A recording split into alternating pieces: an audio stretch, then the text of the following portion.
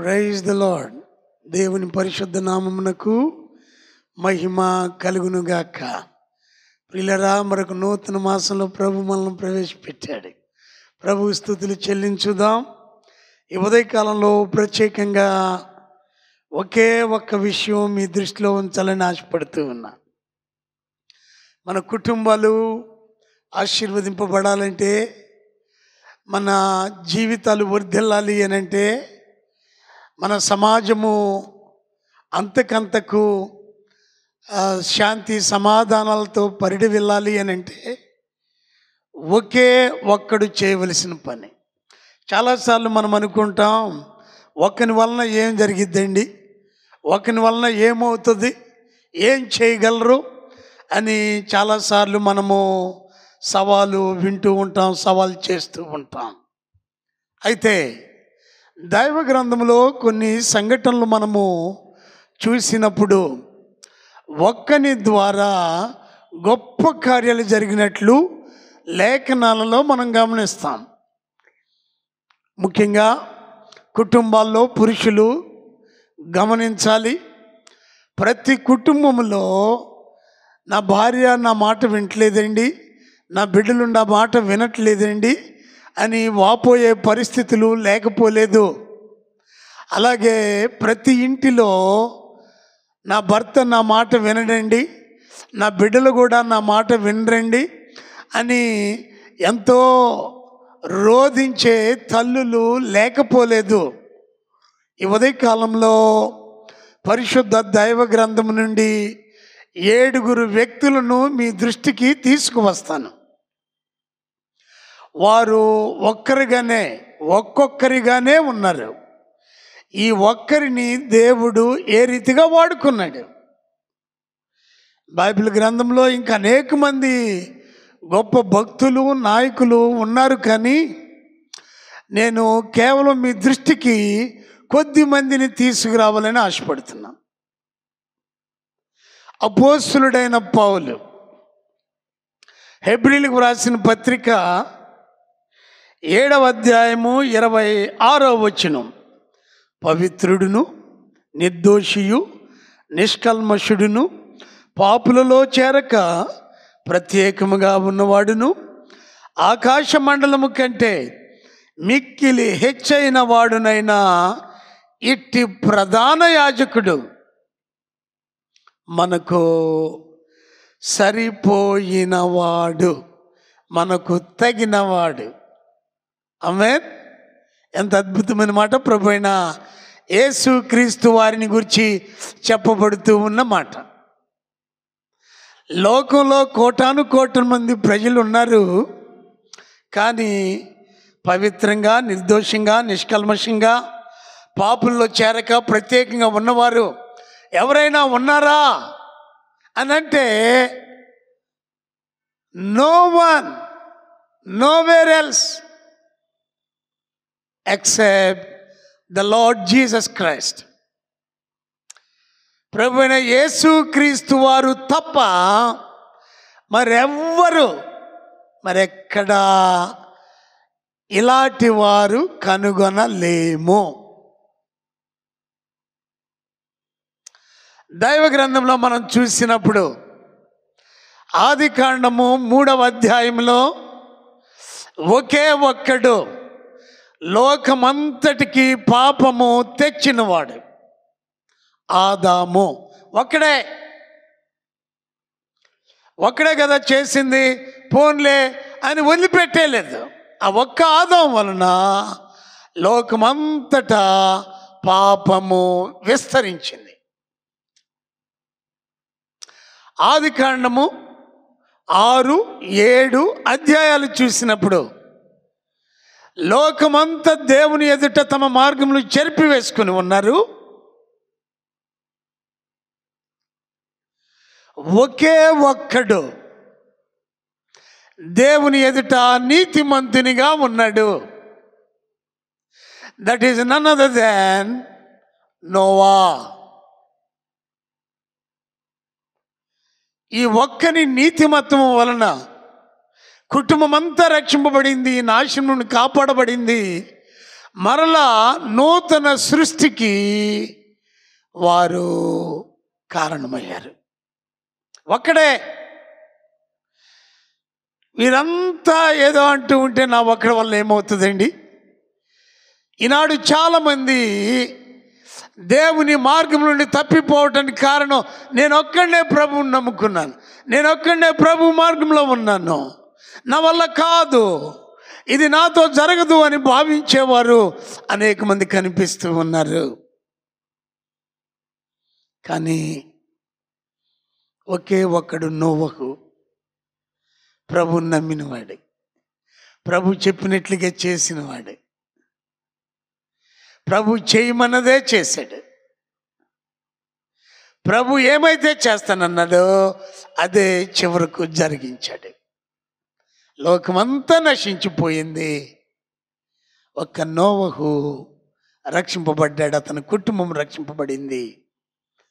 అది నోవహును బట్టి. ఆ తర్వాత ఆదికాండం 12వ అధ్యాయానికి వస్తే 3వ వ్యక్తిగా మనం చూసినప్పుడు అబ్రహాము కనిపిస్తాడు. ఒక్కడే.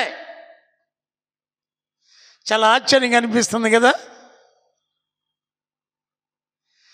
నోవహు మాట భార్య వింది, నోవహు మాట తమ్ముని కుమారుడు విన్నాడు, నోవహు దేవుని మాట విన్నాడు. హెబ్రీలకు అన్యజనులకు లోకమంతటికి అబ్రహాము ఆశీర్వాదకరంగా ఉన్నాడు. ఒక్కడే. ప్రభు పిలిచినప్పుడు బయటకు వచ్చాడు, ప్రభు చూపించిన మార్గంలో నడిచాడు, ప్రభువుకు లోబడ్డాడు, ప్రభు ఉద్దేశాలు నెరవేర్చాడు. గొప్ప జనాంగానికి మూలపితృనిగా స్థిరపడిపోయాడు. ఒక్కడే. నీ జీవితంలో ఒకవేళ అనుకోవచ్చు, నేను ఒక్కడనే, నా వల్ల ఏమవుతుంది, నేనేం చేయగలను? ప్రభు నీ ఒక్కని కొరకు చూస్తూ ఉన్నాడు. నువ్వు ప్రభు మాటకు లోబడితే, ప్రభు చిత్తములో నిలుచుంటే, ప్రభు ఉద్దేశాలను నెరవేర్చే వ్యక్తిగా ఉంటే, నీ ఒక్కని ద్వారా దేవుడు అద్భుతాలు చేస్తాడు, గొప్ప కార్యాలు జరిగిస్తాడు. మళ్ళీ మనం చూస్తే 4వ వ్యక్తిగా సమూయేలు మొదటి గ్రంథం 16, 17 అధ్యాయాలకు వచ్చినప్పుడు అక్కడ దావీదు ఒక్కడే.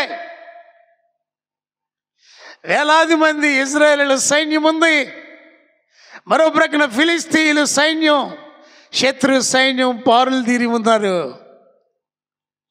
యుద్ధ రంగంలోనికి ఒకే ఒక్కడు వచ్చాడు, చిన్నవాడు, ఎర్రనివాడు, చురుకైన వాడు,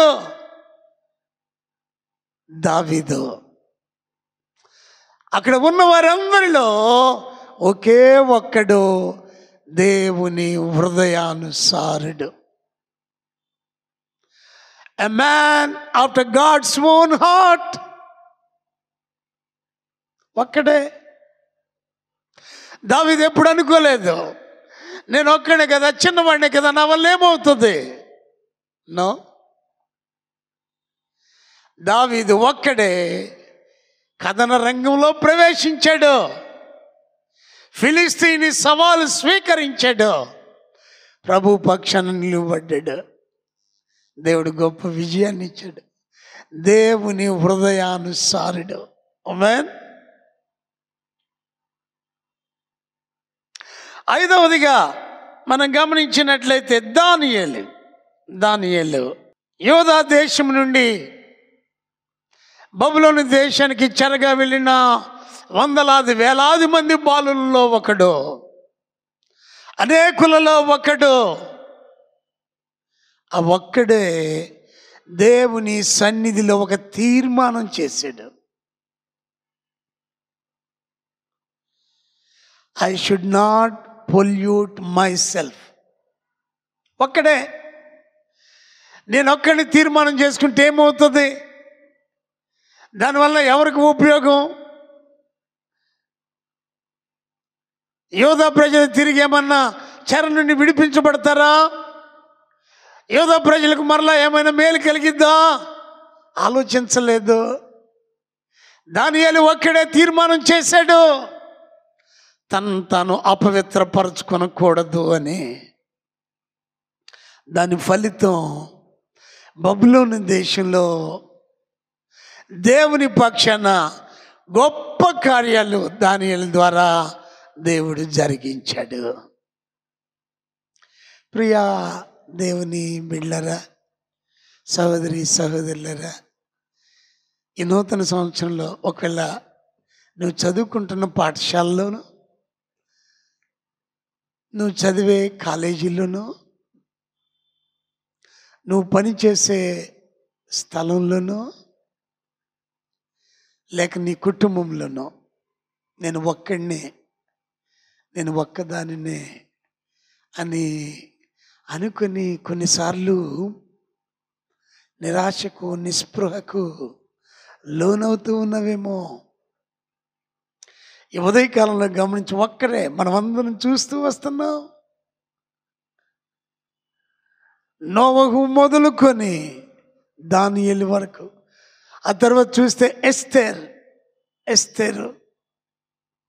ఎస్తేరు గ్రంథం 8-9 అధ్యాయాల్లో మనం చూసినప్పుడు యూదులందరూ చంపబడే పరిస్థితి రాగా ఒక్క ఎస్తేరు వలన వారందరూ రక్షింపబడ్డారు, విడుదల పొందారు.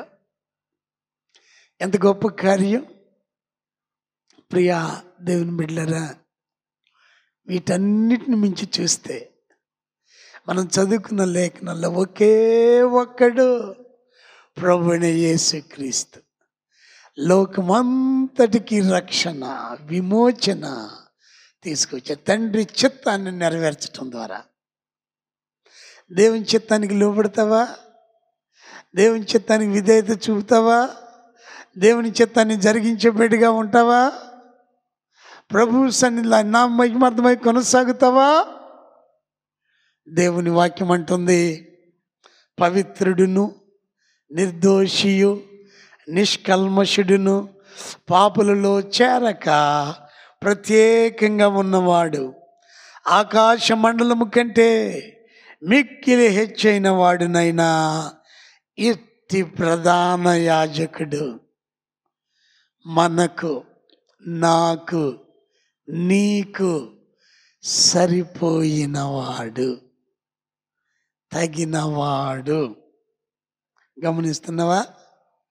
మనం ఎలాంటి పరిస్థితుల్లో ఉన్నా మనల్ని విడిపించటానికి, నిలువబెట్టడానికి, స్థిరపరచటానికి, వద్దిల్ల చేయటానికి, ఫలింప చేయటానికి ఆయన సరిపోయినవాడు ఒకే ఒక్కడు. నీ కుటుంబంలో నీవు ఒకవేళ ఒక్కడివే ప్రభువుని నమ్ముకున్నావేమో, లేక నీ ఒక్కదానివే ప్రభువుని నమ్ముకున్నావేమో, నిన్ను బట్టి దేవుడు నీ కుటుంబం అంతటికి, నీ బంధుమిత్రులకు, రక్త సంబంధాలకు, స్నేహితులకు, నీ చుట్టుప్రక్కల ఉన్న వారికి గొప్ప ఆశీర్వాదం ప్రభు ఇవ్వటానికి సిద్ధంగా ఉన్నారు. దినములు గడుస్తూ మాసాలు మారిపోతూ ఉండగా నేను ఒక్కదానినే, నా వల్ల ఏమవుతుంది అనుకోనకుండా ప్రభు కొరకు నీవు నిలువబడితే, ప్రభు నిన్ను భక్తులు పాడినట్లు, దైవ గ్రంథంలో చెప్పబడినట్లు, వారిలో ఒంటరి అయినవాడు 1000 మంది అగును. ప్రభు నిన్ను ఆ రీతిగా వర్ధిల్ల చేయనుగాక. God bless you. ప్రేమ గల తండ్రి, మా స్తుతులకు పాత్రుడానికి వందనాలు. నిన్ను కలిగిన వారమై ఒంటరిగా ఒక్కరిగా ఉన్నా నీవు గొప్ప కార్యాలు, బలమైన కార్యాలు చేయి దేవునిగా ఉన్నావు. నీకే స్తుతులు స్తుతులు స్తోత్రాలు వందనాలు ప్రభువా. ఈ ఉదయకాలంలో మీ లేఖనాలు చేతబూని నీ మాటలు ధ్యానిస్తూ ఉన్న నన్ను, మమ్మందరినీ మీరు దర్శించండి. మేము ఒక్కరమై ఉన్నప్పుడు ఒక్కతే వ్యక్తిగా ఉన్నప్పుడు, నిన్ను కలిగిన వారంగా ఉన్నప్పుడు నువ్వు చేసే అద్భుత ఆశ్చర్య కార్యాలు మా జీవితాల్లో పొందుకొనటానికి, నింపబడటానికి సహాయం చేయండి. మేము చూసే వారంగా మా కన్నులు తెరవండి. నిరాశ నిస్పృహలకు మేము లోను కాక నిబ్బరము కలిగి ధైర్యంగా ఉండుటకు సహాయం చేయండి. ఒక్కడైన ఆదాము వలన లోకమంతటికీ పాపం ఏ రీతిగా వచ్చిందో, మా నాథుడిని కుమారుడు యేసు నాథుని వలన లోకమంతటికి విశేషమైన రక్షణ మీరిచ్చారు. స్తోత్రాలు. నిన్ను కలిగి నీ కృపలో కొనసాగుతూ మేము మా కుటుంబాలు వర్ధిల్లునట్లు సహాయం చేయమని యేసయ్య నామములో ప్రార్థించుచున్నాము తండ్రి. ఆమేన్. తండ్రి, కుమార, పరిశుద్ధాత్మ త్రియేక దేవుని కృపా కాపుదల, ఆదరణ, ఆశీర్వాదం ఆయన పాదసన్నిధిని చేరిన మనకు, ఆయన సహాయం కోరు ప్రతి బిడ్డకు, ప్రభు కొరకు స్థిరంగా నిలువబడు ప్రతి ఒక్కరికి ఇప్పుడు ఎల్లప్పుడూ సదాకాలం తోడయుండి నడిపించునుగాక. ఆమేన్.